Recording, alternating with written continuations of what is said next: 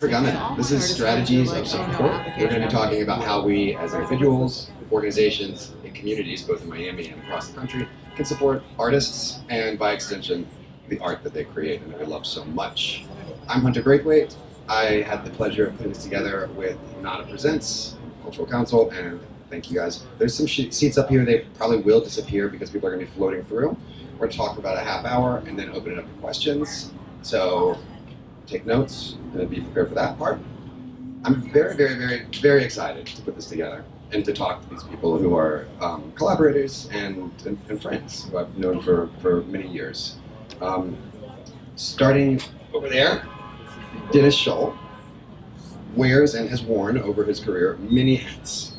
He's been on the acquisitions committee for Tate. He steered the Miami Art Museum to PAM, which you obviously know is right over there. He was the VP Arts at Knight Foundation, basically turbocharging this artistic community here and so much work across the country, and then helped Light as well. He also is a documentary filmmaker who has created beautiful works on Clifford Still and Bunny Yeager, which I just saw a couple weeks ago up in New York City. Thank you for coming. Thank you for having me. And quietly, in the privacy of his own studio, has been making work for a very long time himself. This has been premiering across, across the world as of this year, and so we're really excited to understand Dennis's perspective as a visual artist as well now. Nina Johnson, I've also known for a very long time. When I moved to Miami in 2011, I walked into her gallery, which is on 23rd Street in Wynwood, which was on 23rd Street in Wynwood, and now is a little bit further north. And I covered a show for Artforum, and then I think you liked it, and you whispered in Dennis's ear and Knight's ear, and we got some money, and we started a magazine. So that magazine, Miami Rail, was the art magazine down here for a long time, and it's a pretty invaluable record to this dynamic and ever-evolving community. Nina has worked with artists here in Miami and across the world since that gallery opened, and I am really excited to hear her perspective on how we can support the arts and artists from a market, fair dealing, legacy making perspective. To my right, Judilee Reed is the president and CEO of USA, the United States Artists. Judilee, over her career, previously at William Penn, has been trailblazing, I think, different ways to think through the matrix of policy, funding, community building. The United States Artists, I'm really excited to be working with her around their flagship fellowship program, which you'll hear more about in a minute, and a lot of the other great things that she has planned. So these are the panelists. They're going to do most of the talking, but you are in a really special company, and so thank you all for coming. All right. It's December something, 2023. It's Art Week. I think we've all lost a little bit of sense of time and perspective over the past few days, but I just want to ground us in a moment in history. Let's look back 20 years to 2003.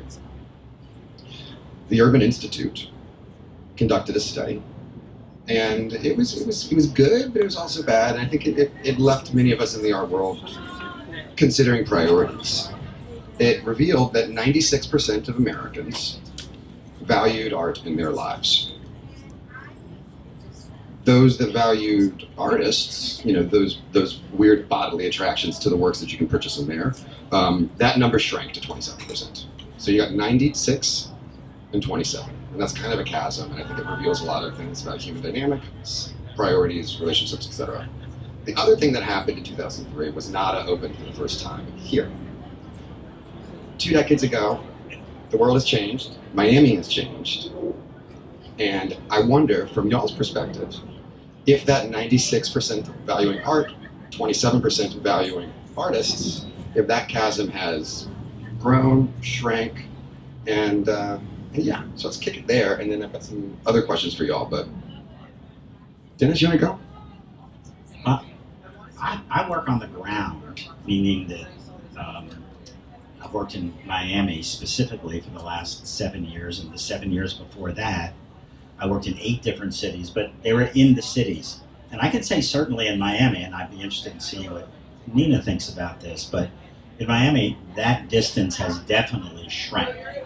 We have, for our artists in our community, a series of relevant and important opportunities for them to try to have a sustainable practice. We have a county government that gives away probably more money than almost any other government, except for maybe New York, LA, and maybe Chicago, maybe not. And they do it not just for 501c3s, but they do it for individual artists now, which is huge. We have the Knight Foundation, which I was fortunate enough to help lead that program for a while, but I haven't done it for a long time. And Victoria Rogers, who runs it, does an amazing job. And again, there's almost like you come to Miami, you're a visual artist, you figure out a way to get a Knight grant because they're there for you.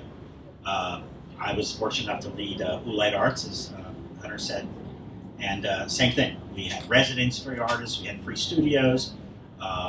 We've just put in place housing stipends because, of course, the biggest thing we're all terrified about is losing our artists because of the inability to afford housing in our community.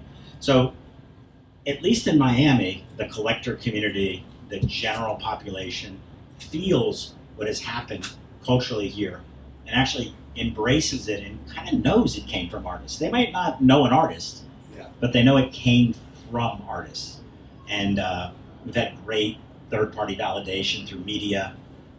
So politicians have begun to understand that, boy, it is so cheap to get the art world involved, and you get really big results for it. So I think in Miami we have bridged it. I don't think it's 96 and 96, but maybe it's 96 and 60. So we're halfway there. Pretty good. Judilee, from a national perspective, I think what's your take on that? I mean, how are you seeing it? Hi, everyone. Of the three panelists, I've been dating Hunter the least amount of time. So I feel really grateful that I was invited to be on this panel. I'm going to say a little bit about United States artists in a minute, but I do want to just provide a little context to this incredible data point that we use all the time because it was actually one of the data points that was the underpinning of why United States artists got started. But before I do that, I also want to just mention that that study, which was really a public perception poll, was part of a 5-year research project that looked at infrastructure issues for artists in the United States. And I think it's worth noting, and done by the Urban Institute, and actually the principal investigator was Maria Rosario Jackson, who's now the chairperson of the NEA.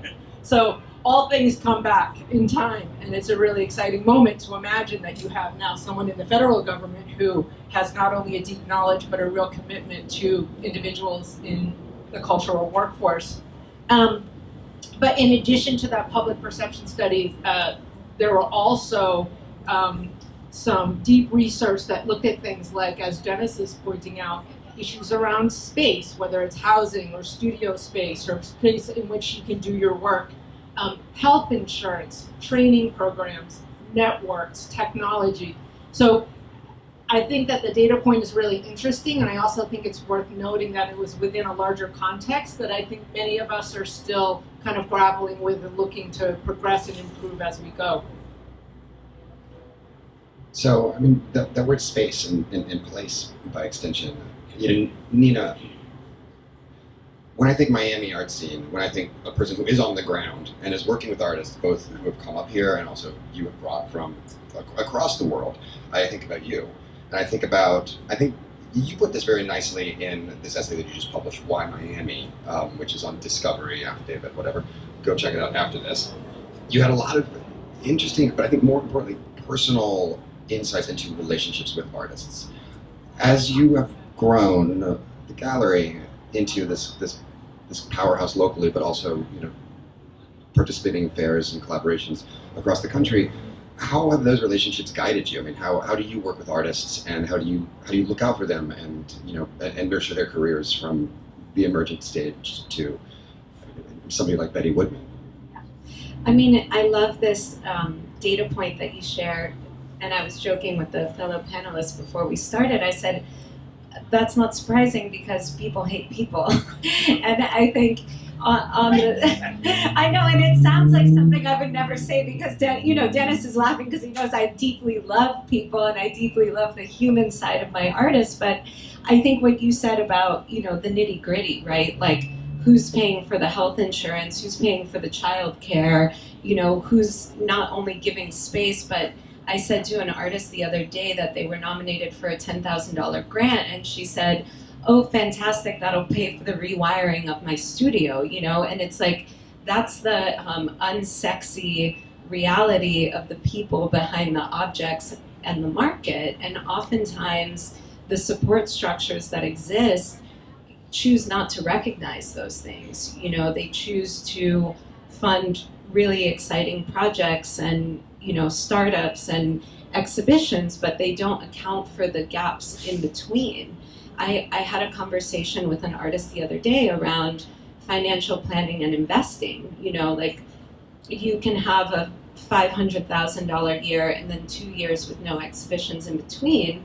And if you went to art school and not business school or no school whatsoever, who is going to teach you that money, how to invest that money? Maybe it's, being held in an account making no interest for all of that time. So I'm particularly interested in organizations that do work around answering these questions for artists and filling those gaps. And I think in terms of how the gallery has developed and how we provide support for artists, naturally we're selling work, right? That's hopefully generating. We're selling work right inside. We're selling work right inside and up the street. Hopefully that's generating income for these artists, but I think what the gallery is best recognized for are deep human relationships that go beyond the transactional, and we try to cultivate those both with our clients and our artists, and it's by having these very honest conversations. Even though your motto is people hate people. Yes. People are messy, but yeah, Most people. organizations that do that type of work, I think, Knight, Boolite, United States Artists. Dennis, I want to talk about housing and I want to talk about space, but I want to walk everyone through different types of funding, and I think, Judilee, can you tell me a little bit about unrestricted funding, what that means, and how the fellowship program has developed into what it is today? Yes. This is a homework question, but unrestricted funding is a term that if you don't know, you will know in 30 seconds. All right, let's go back to the beginning. United States Artists, we are a national organization. We're headquartered in Chicago. And we were funded in 2003. No, I'm sorry, we were funded in 2008. 8? Oh. I know, I did. we can't get it right. But the point is, we were founded based on this important data point of what the public perception of artists is in this country, and also an acknowledgement that there had been significant cuts in federal public funding that needed to be addressed in terms of how independent working artists in the United States would be supported. So United States Artists was created not only to give visibility and rise to the wonderful things that artists do in our society every day, but also to provide direct support to them. And in so doing, address some of their economic challenges. So since our funding, we've supported 800 artists with a total of over $38 million in funding, and all of that is unrestricted support to individuals. Yeah. We do that through a multi-stepped process, which I can talk about in a minute. But I think what's most important about this story is that unrestricted piece allows artists to really make the decisions for themselves around how they want to apply that support.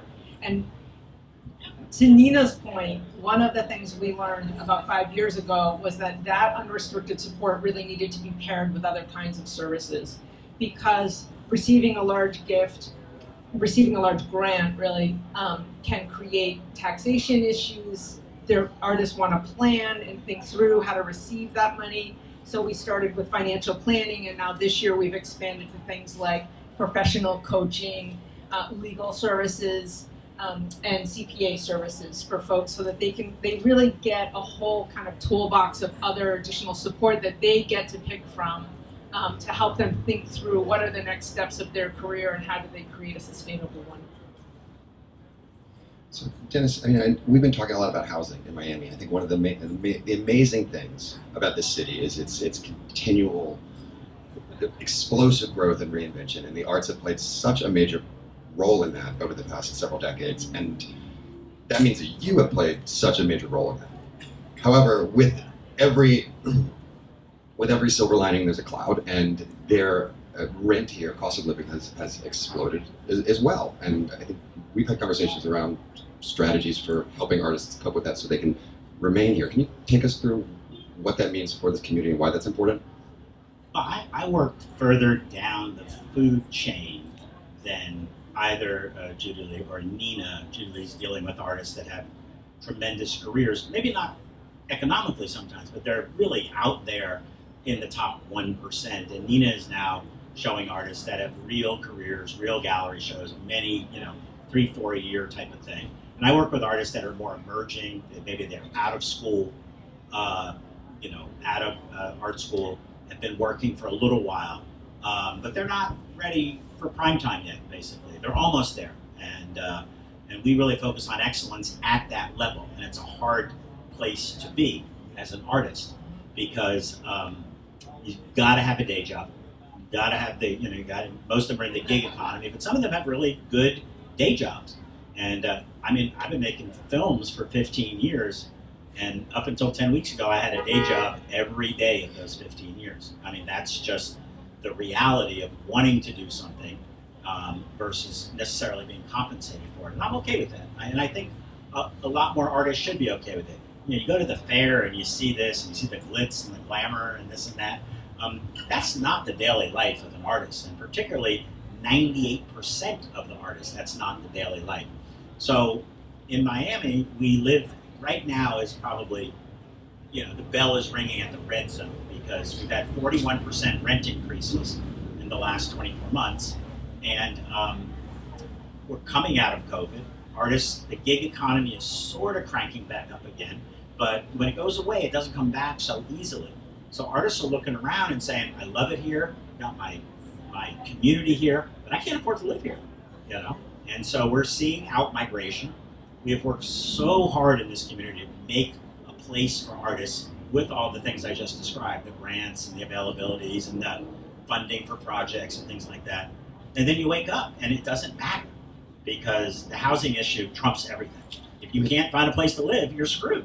Well, you're not exactly screwed. You moved to New York. But there's a joke I like to tell. A Miami artist walks into a bar.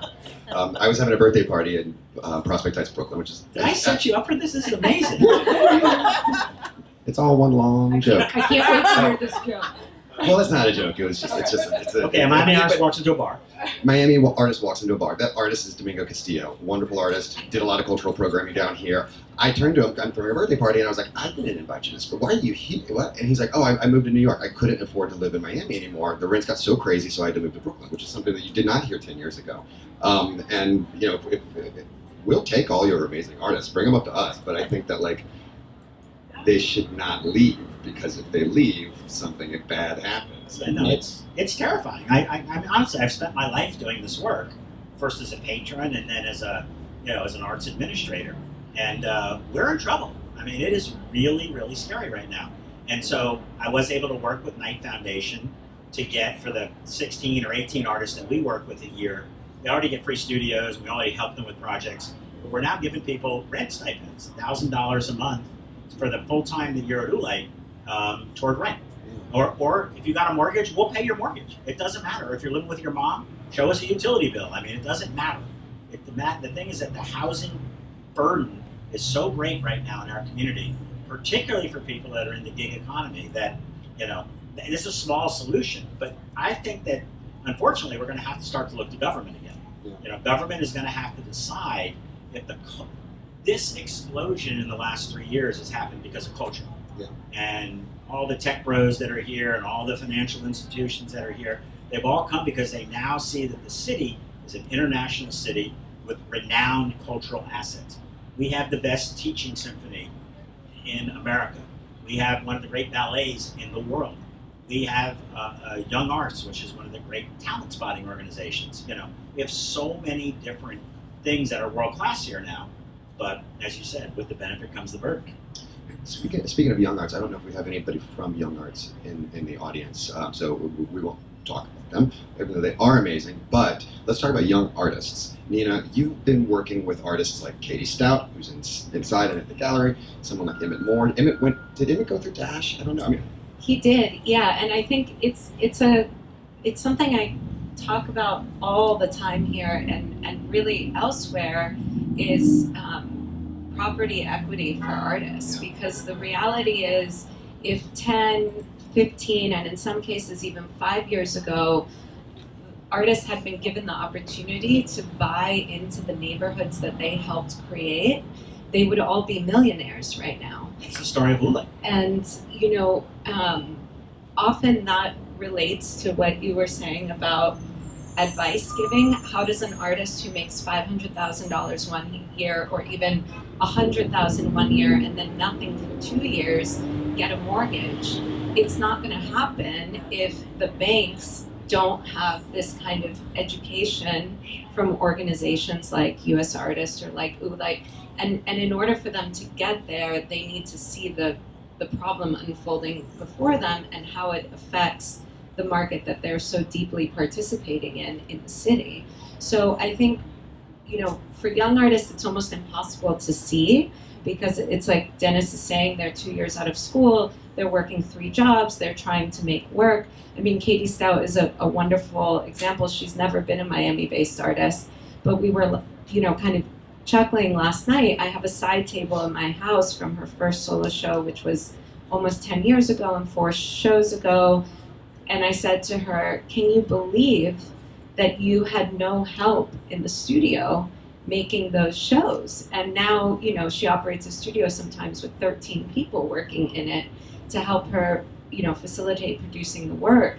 But those first shows, it was very much not the case. It was survival mode. And so asking somebody who's in that mode to try to understand, let's talk about property ownership for you over the next 5 years. And in Miami, where the transition rate is so fast, they blink and the opportunity is gone, and it's a real shame. Some artists here have bought into their properties, Jesse Knight, Typo, there's artists now coming from elsewhere to live in Miami. Kennedy Yanko is living here. There's different sides to the coin, but I think, really trying to empower people to have that ownership and not just subsidized rent or help, with a free studio is what has the long-term effect. So I think we're talking about, artists as people, artists as workers, artists as units in a larger economy or a system, but to think of them as artists, as people who make art, I think it requires 2 things, and I see it in all of your careers and the successes you had. Risk, the willingness to take risk, and trust, the willingness to trust artists and to trust the community to do the right thing.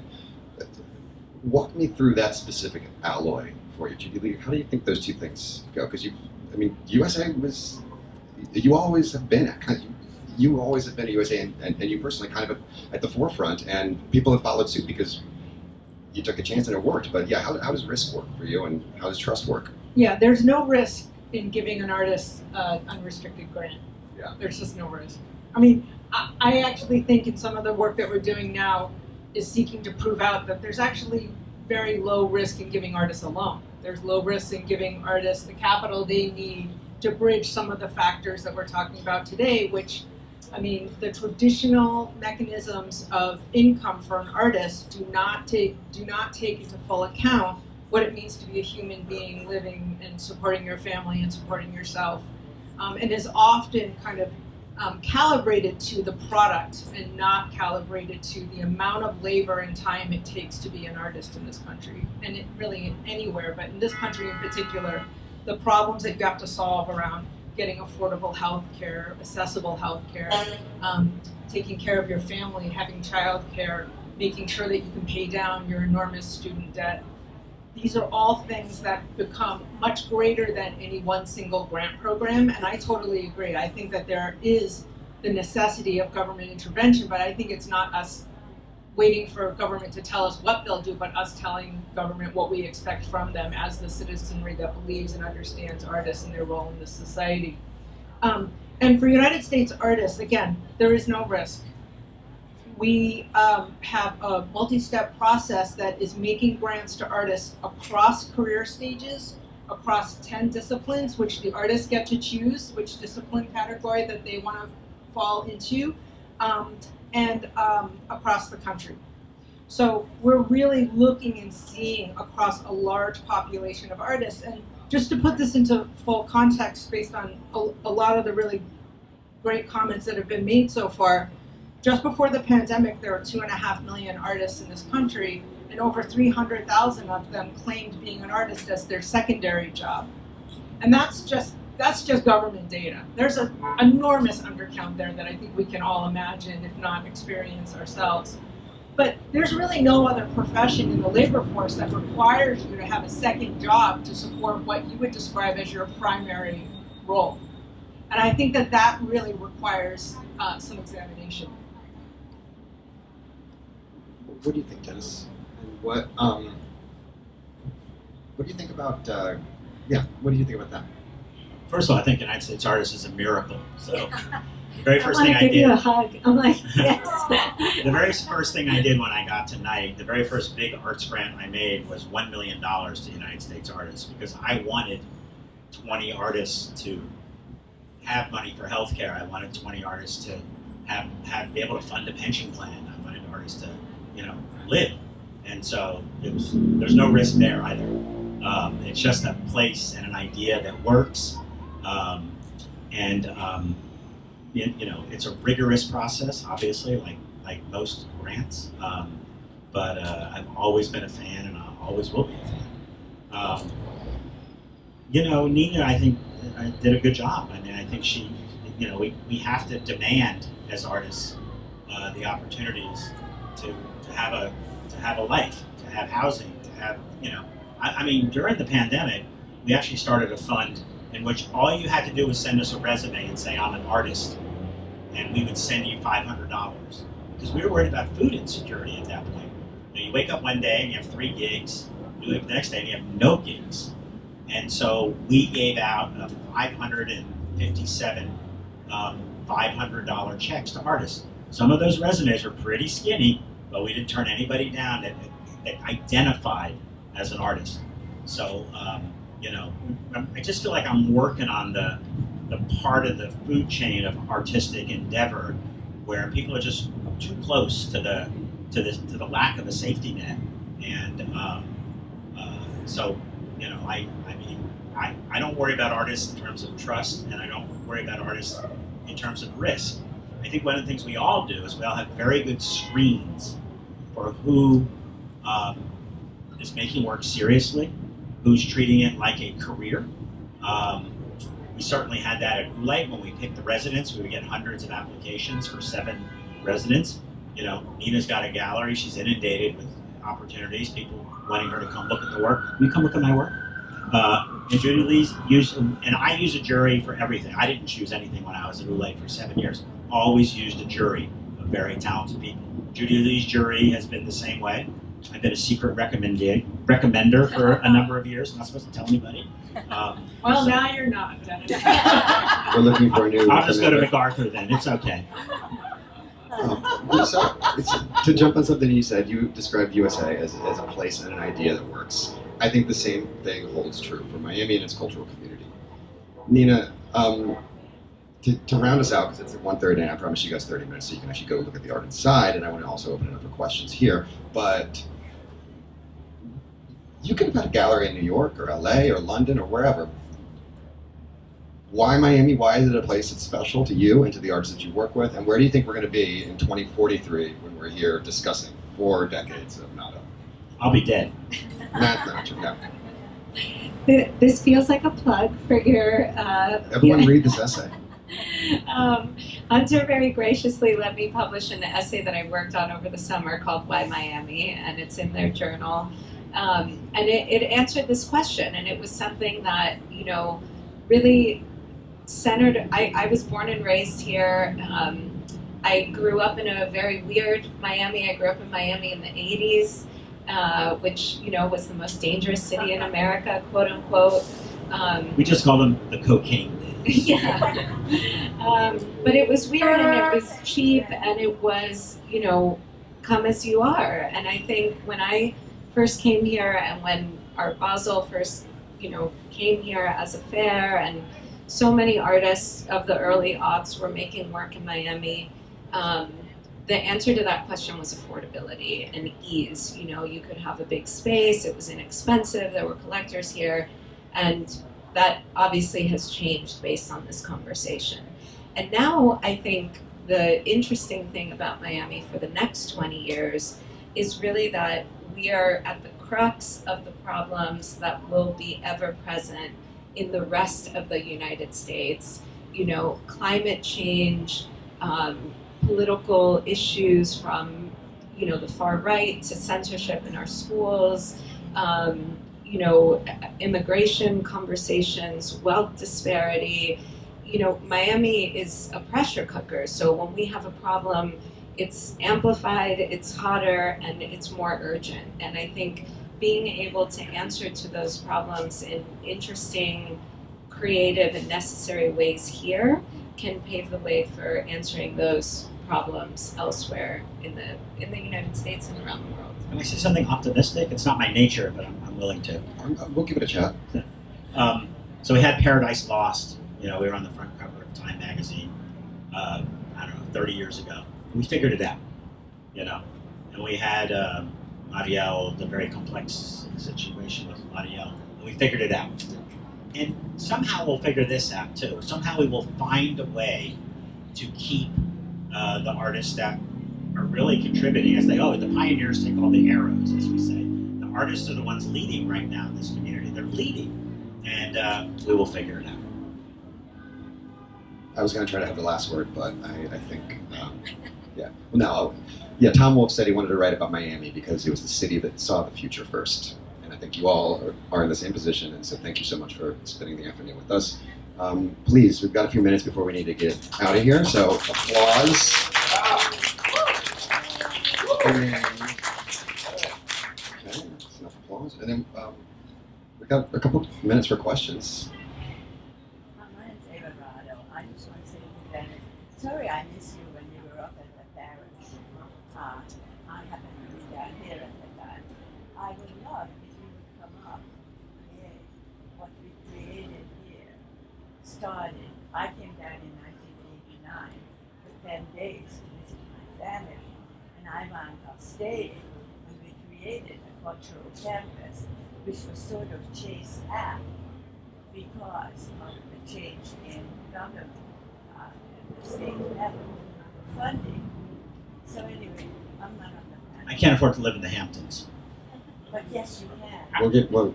We'll connect with you guys afterwards because you guys need to meet. Yes, you can. Anybody It else? would be great. I have a question. You know, working within these organizations that are aiming to get proper funding for artists, I mean, this is kind of a general question, but when you think about tackling these problems, do you kind of go after it thinking it's better to generate funding for these artists internally through your own creating problem solving, like we're going to create a revenue stream for these artists, or is it about finding the right funders outside of the organization? I think Thank you. I think it's both. I think that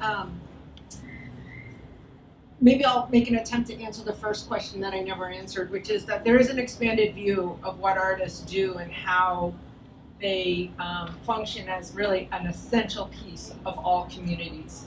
And I think that because that view has expanded and is seen more broadly outside of those of us who know and love artists and love art to much broader kind of sectors. And so because of that, I think there's this opportunity to not only raise money from your near to friends and your donors, but also to look at like economic development councils and your business associations and the folks who care about place and care about what the outcomes look like in any particular geography, I think there's an opportunity to make this argument for investing in artists as a really component part of that healthy place that they imagine.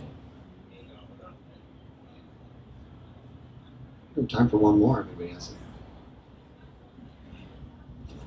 Cool. Well, thank you again for coming out. Thank you all. And enjoy now.